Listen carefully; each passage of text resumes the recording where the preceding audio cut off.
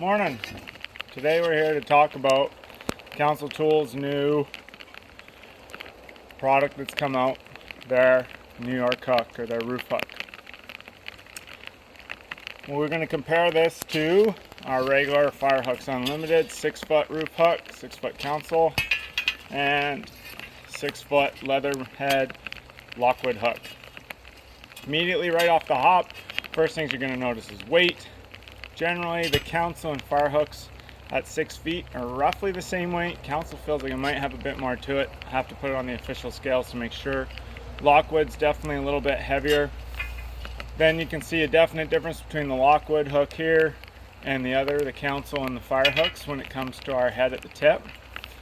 Main differences there are Lockwood went and brought out our 90-degree tip to a much larger surface. We still only have the bevel on one side.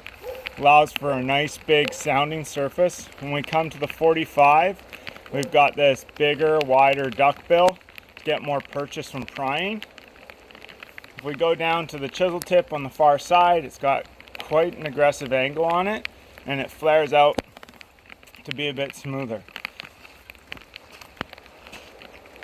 We have that notch at the top to easily be able to bring in and marry our Halligan by bringing our adze into that notch. The Lockwood is definitely a force multiplier. This tool is designed to pry, pull, bust things, and has that weight to really help you sound out sheeting and roofing material well. You're definitely going to feel that bit extra weight. When it really comes down to the differences between the Firehooks Unlimited roof hook and the Council roof hook, they're minute, but they're there.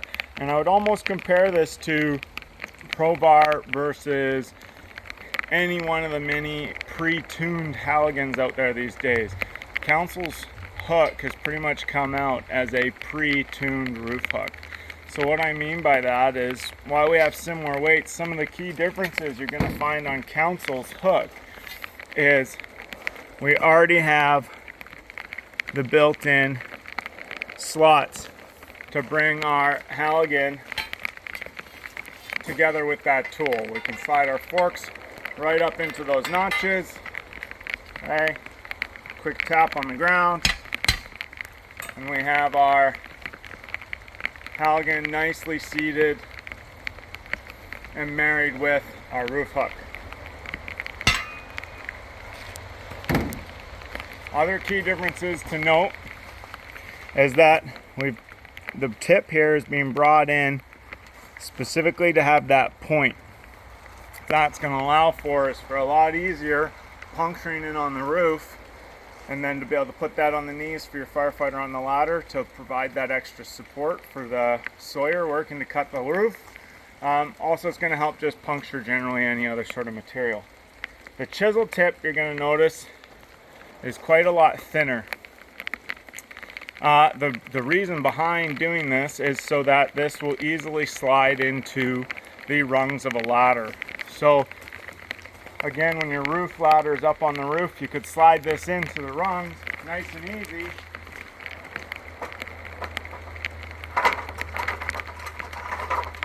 And it easily provides a surface for your sawyer to be able to get a foot out, nice big long surface to work off of. If you didn't want to dig it in and then have somebody holding that with their knee on the roof ladder.